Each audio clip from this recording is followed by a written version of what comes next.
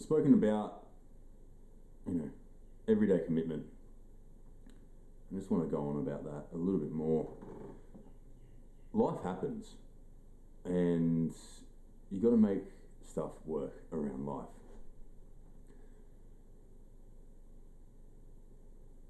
When I used to train Muay Thai a lot and boxing, obviously you'd go in, train for a few hours, and then that's done for the night. But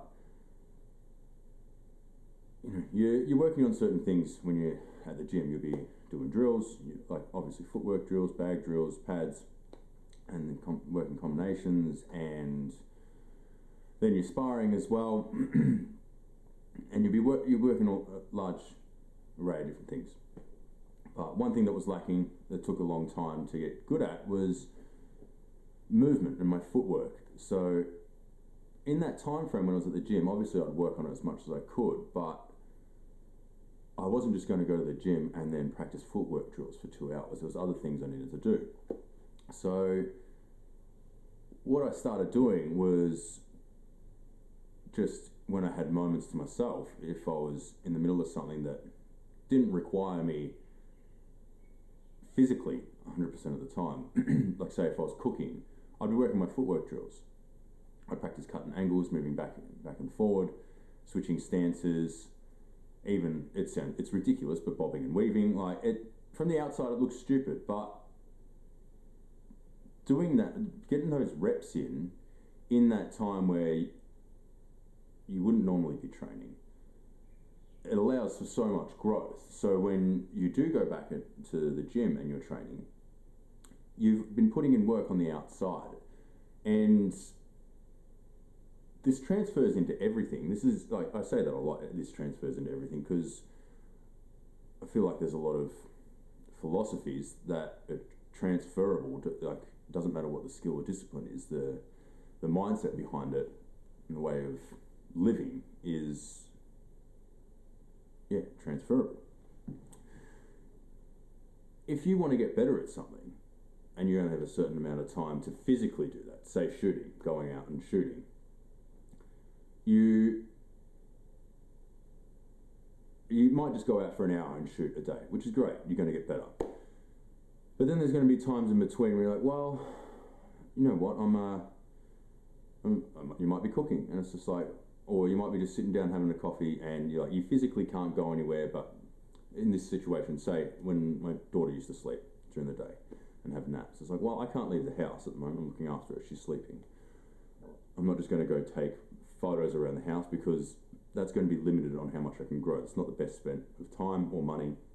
Sometimes I'll take photos at home, but not just random photos. I'm usually trying to, I've said this before, document her doing stuff, or whatever. But maybe I could look at photo books. So then I'd go through photo books, and while you could just look at it like sort of with no intention, just looking at the photos, and you're like, oh, that's a nice photo, that's a nice photo.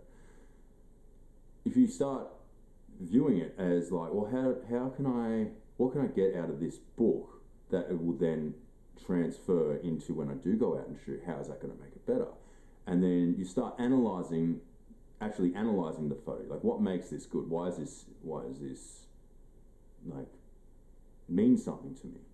How can I emulate this? And it's an influence. Like, that influence will then go on and shape how you shoot. If you go in with the intention of, I'm gonna study this book. It's not actually like part of physically taking photos, but this is going to aid me getting better in the times where I'm not able to go out and shoot, but I'm able to stay present and make it work within my time constraints.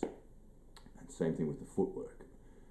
Same thing with watching like instructionals. If you're watching boxing instructionals or whatever, you can learn something. Or if you're watching fights, you could watch a fighter and you're like, oh, how'd they do that slip? And then you could just watch them and be like, oh, that was a really nice slip they did. And that's it. Or you can be like, oh, actually, like, how'd they move their feet? And then sometimes you review the video and see how they shift themselves. And you might like, all right, well, I might just watch some videos of them training and see how they do that. And then that becomes watching them. Again, you can just watch it and nothing is processed or received and just like have it on the background, or you can watch it with intention and learn from that.